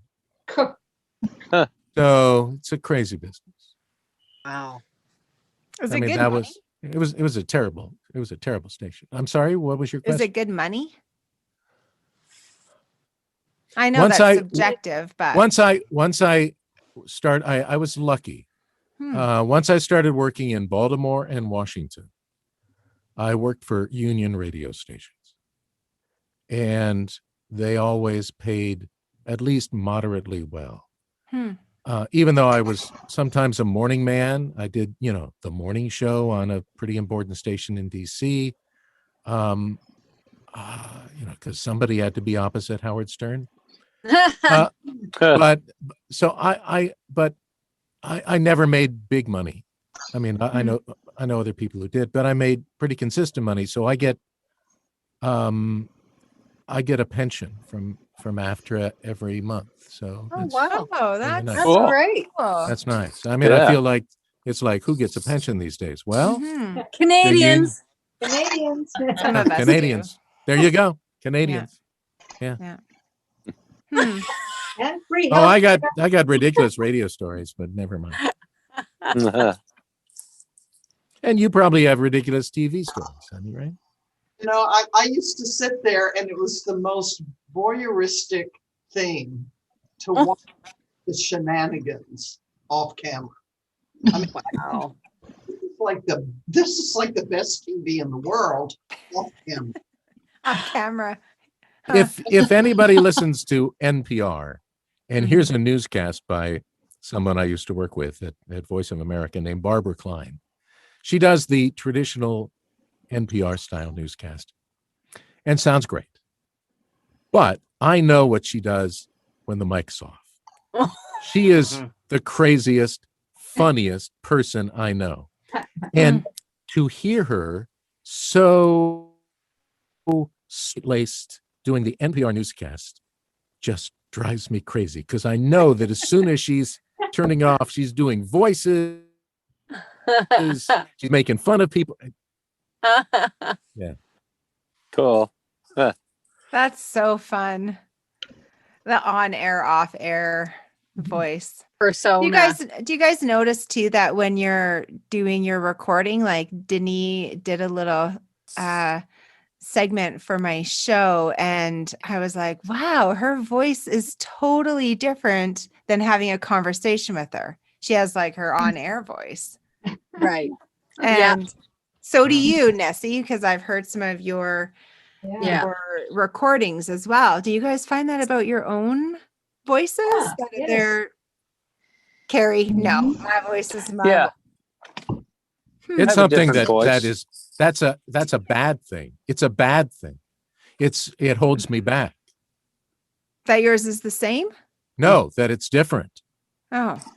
It holds me back because I find myself when I'm narrating suddenly being too broadcasty and maybe putting a little smile in my voice that shouldn't be there. So it's anybody who goes from radio into narration, they're way ahead on the technical end, right? But they're way behind on some of the ways of using your voice in different ways. Certainly acting, but all I want to project. I shouldn't project. I project too much. It's and when I'm doing this book and I just did it's like a 35-minute chapter, and I'm not going to voice tomorrow because and I projected too much and it took a lot out of my voice. I should just be talking like this because it's an intimate thing. Story. Narrating books. But instead, I'm talking like this sometimes. Yes, I just walked into the school and man, everybody was checking me out. It was great. And that takes too much out of my voice. I don't need to do that. Right. You could have had my Rambo character. Yeah. So you're at a much better, if you're starting out never having done that, you're actually ahead of the game because you'll just use your regular voice. Yeah, I think I can relate to you because I was a teacher most of my life, and you project. You have this way about you. You sound so authoritative. Official. Official. Yeah. And it's hard to turn that off. Right. Yeah. Well, my other voice comes from waitressing days. Oh, when I would go and take somebody's order, you have like this table. We would call it a table voice. You have your table voice, so you'd or take an order with your table voice. But you mean trying to be a very really big family, right? You have and to have being a the loud youngest voice. sort of thing. That's where mine comes from. I know one thing. Another narrator who comes from radio taught me, and it helped a little bit, was putting up pictures of kids, in front of you, or someone you want to tell the story to. Ooh, cool. So you're not necessarily, reading the story, you're telling the story to kids. So I got one of those like electronic picture frames. So it scrolls through and I put on random groups of kids because I don't have any of my own, but tip of the day. Yeah. I just wanted to throw it out there because I found I did put on that Mr. Broadcast voice, drop it down an octave to talk about the show. That's a great idea. When I started seeing someone in front of me, that's who I'm telling the story to. I'm not instead of a microphone. I'm not focused on the microphone. Wow. I'm not focused on the text. I'm telling the story to the people in front of me. Oh, I love it. I Yeah. love it. That's much better than the greatest narrations of the 80s, 90s, and today. And Tom, you were saying too, when you read, you have a different voice. My voice drops a little bit sometimes it oscillates. Sometimes I'm talking lower and then sometimes I'm talking higher. And I have to find my regular tone. I did the Pringles exercise. You get a Pringles can and you talk into the can and you find your best resonance. That was on Sunny's. Yes. On her coaching? On her coaching. Sunny taught me interesting. that. Yeah. Huh. So, Wow. but I do find a little difference in my voice. Bye, Kerry. I See you, Kerry. I'm going to have to leave as well. See you next time. Bye, Dini. Dini. Nice seeing you. Dini, I'll see you on Thursday. Yes. Yes. Dini and I both have Krista, what's her last name? Krista Miller? Krista, whatever it is.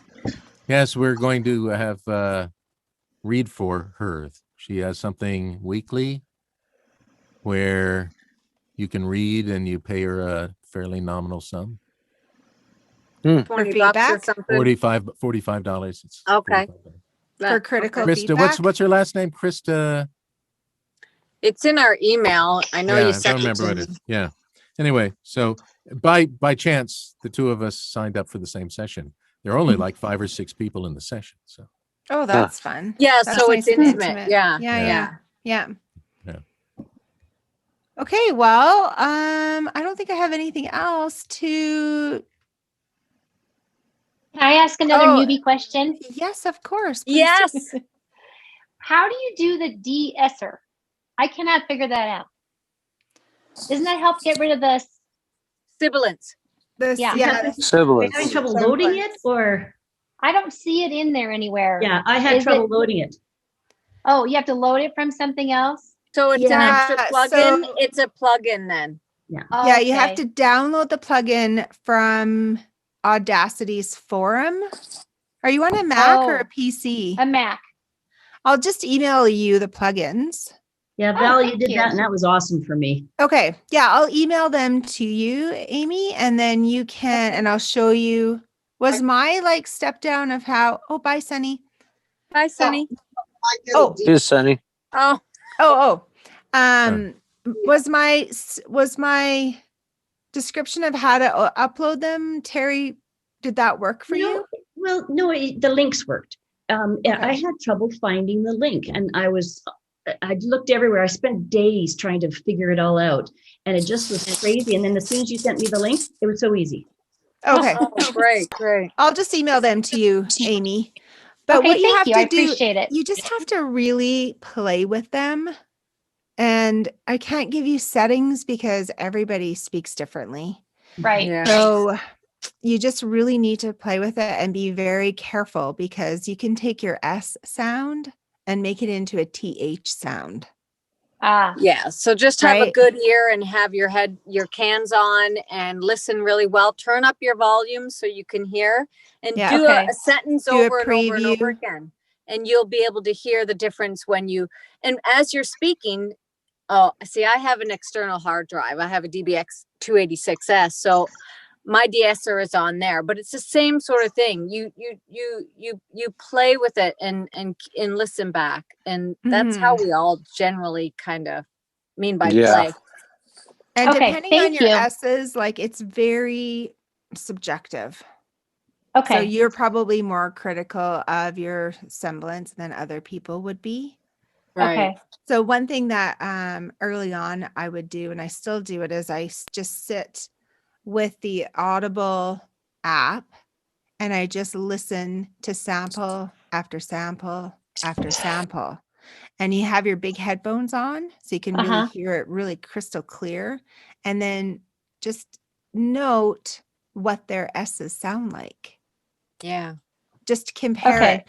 So I usually have my own book, and then I go back and forth between Audible and my own, and I hear the quality of the sound next to mine, and I just play with all different female voices and compare it over and over and over and over, just to see how I compare with the quality of my speaking. That's a great Okay. idea. And it is Another- really interesting because when you do that, because you always second guess, like you work so hard and you just like put your heart and soul, and you're like, geez, like I was having an off day. So I just go and compare and compare and compare. And you get so much confidence that way, back and forth between yours and somebody else's. Okay, thank you. And there's people on here too, like we send each other our own work. So if you had something that, I know you kind of reached out to me because you're working on something, but if you have something that you want one of us to listen to or me to listen to, or send it to us. Okay. Absolutely. Yeah. Providing feedback, providing quality, anything constructive. Sanity check. Yeah. And and then we just, we can give you like feedback on, more emotion, or make sure you finish pronunciation on a certain word, or when you take your breaths, move away from your microphone, like little things like that. And sometimes when you hear your own all the time, you don't hear all that. Sure. So it's nice to listen to somebody else's take as well. Okay. So lean on us for that. Okay. Thank you. Yeah, you're welcome. Sandy, can I ask you a question about something that I continually have a problem? I don't have a problem with S's. I have problems with ing. When I end a sentence with ing, a little click at the end of the G, and I don't know how to stop it. Ink. Yeah. Ing. I don't know how to stop it. Yeah, because there's oftentimes we get the ing. It's not release. If you go ing, and you really ing, and you don't let your tongue say ing. You don't open your mouth. Like if I ing to get that ing, I have to open my mouth a bit, and I'm raising my soft palate slightly, and and separating it from the tongue, and that gives the ing. But if you go ing and clamp it, ing, and you keep the tongue right on the soft palate, ing, looking, and see, I'm not letting the soft palate and the tongue separate. If I don't separate it, it sounds like looking. If I do separate it, it's looking. So if you looking, you stand in front of the mirror, you're opening your mouth at all, number one, but then you really monitor, are you keeping the soft palate and the tongue together in the ing? Very cool. That's helpful. I appreciate it. Thank you. Coaching as well, so I'm like way more familiar with the inside of the mouth than I ever thought I would have to be. You totally are. So can I ask a quick studio setup question? Yes. Or microphone setup? I was looking at Dave's microphone, and I have mine going straight on. I noticed Dave on the side. Any thoughts on that? I've seen different people say it just different depends things on your microphone. Yeah, so it look really up depends the on your specs. microphone. Yeah, look up the specs on your microphone. Some you have to talk from the side, others you need to talk from the top. Dynamics are usually, which we don't usually use. We use condenser mics, but some people do voiceover. Yeah, I use mine on. I'm just using it for here, but it's from the side. Yeah, mine's from the side too, and I hang it upside down because when I actually narrate, when I'm doing my proximity check my mic proximity. Everybody's mic is different and everybody's voice is different. Therefore, it's going to be different all around. So you have to fool around with your proximity. And if you just fool around, you move that microphone. Some people go just above their nose because that's where the sound is coming in better. Some people move their microphone because they can't see what they're reading. Their words. Some people are shaping it different and on their arm.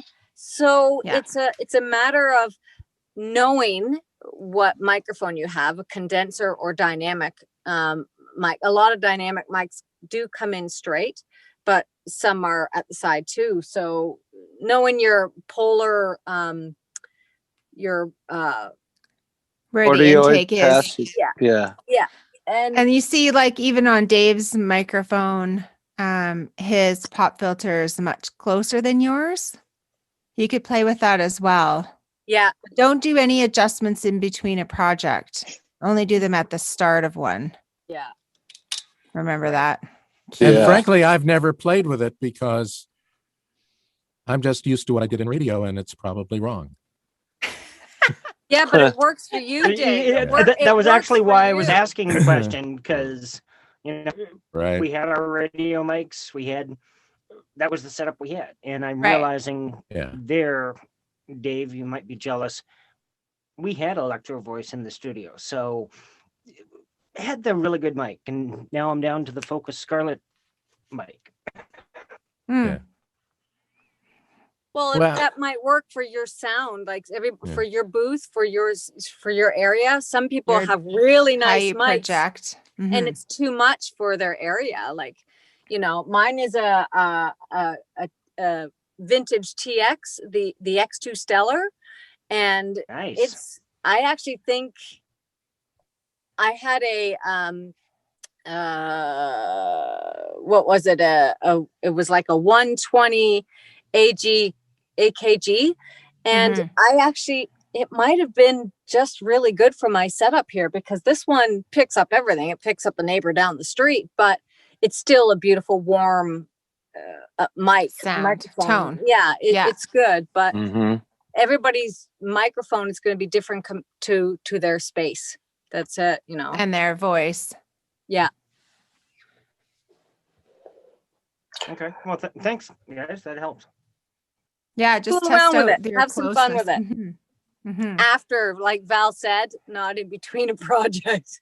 Yeah, like I have an update to do on my Mac, and I'm like, I am not doing this update until my project is over. And it's like blinking at me every second. It's like, no way. I did that once. I did that once too. Yeah, no, you just don't want to do that. Okay, anybody else have anything to share or want to share? No, I'm good. Good. Nice I'm good. I need a cup of now. I need a cup of tea. Cup of tea? Cup of Joe? Yeah. Nice to see you, Amy. Thanks for coming. Thank you for having me, and thanks nice for all the you, info. Amy. Yeah, nice to meet you. Thank you. Nice to meet and you. We'll see you. All hail Valerie. Oh, brother. I'm going to change it. It's going to be called, what is it called again? Audio Quilt? Audio Quilt.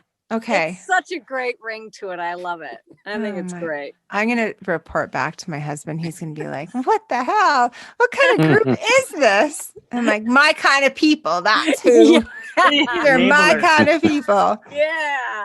All 9 of you make me feel good. Well, thank you, Val. All in 3 weeks. If you have anything you want to share or learn, or anybody you want to meet, get a guest on. Love that. Thank you. Thanks, guys. Take care, everybody. Everybody. Nice to see everybody. Bye. Bye. Bye. See you guys. See ya.